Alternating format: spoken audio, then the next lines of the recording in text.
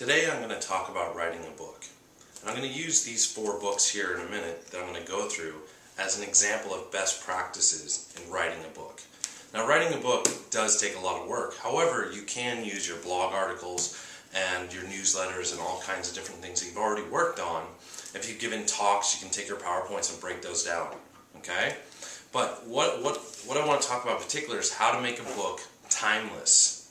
A timeless book is much better than a book that talks about history, because if you're talking about past history, that's one thing. But if you're talking about modern history, it gets outdated before it's even printed. If you're talking about technology, it's outdated before it's printed. You're talking about how to tie your shoes, yeah, that's timeless. So I want to show you that these books are timeless, okay? So first I'm going to start with Jack Welch's book, Winning, which I think is a great book. There's a lot of good stuff in it. It's very practical, and there's a lot of examples in here that, yeah, there's examples of current ways of doing things, but he has timeless principles in here. So that's why it's going to last a long time. Picture's not too bad. I like the color, Tour de France, yellow, okay? Next one is $1 Million Consulting by Alan Weiss. Now, this one, again, same kind of thing. There's things in here he says, make your website, make sure your website has this, this, and this. Those get outdated as soon as the book is printed.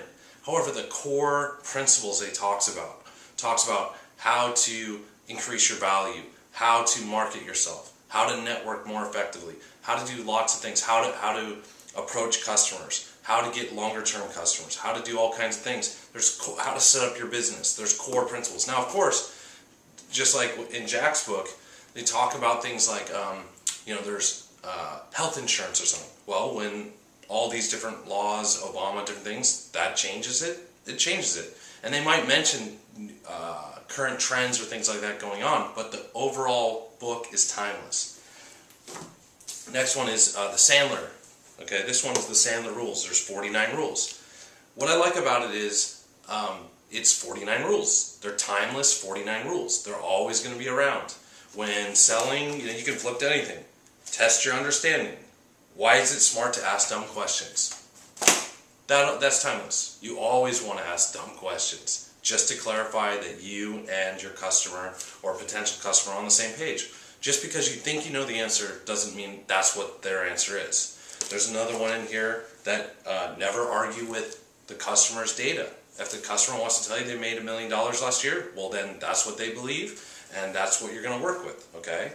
So it's timeless. Now there might be some examples, go to our webpage, do this, do that, but in general, 49. I also like the title, there's 49 things, okay? Or $1 Million Consulting, the professional guide to growing a practice. The Winning by Jack Welch, right here, Winning by Jack Welch, okay? Sounds good. Now, the last one is by Viktor Frankl, A Man's Search for Meaning. This is a very intense book. The first half is talking about his experience in concentration camp, and the second half is talking about him inventing his own type of therapy, okay? However, it's still timeless. Now, his experiences in the concentration camp, those are his experiences that happened, but the coming up with his own theory is a timeless theory that he lays out. And each one of these books, because they are timeless, they do motivate you and they cause you to think differently. I think each one of these books are very effective when writing your own book to think about how to make your book timeless. Unless you don't want to, but I think that it's really important to have a piece of material that is timeless, that allows it to continue to grow as society changes. So again, this is David Mitroff with Piedmont Avenue Consulting, and I thank you very much for listening.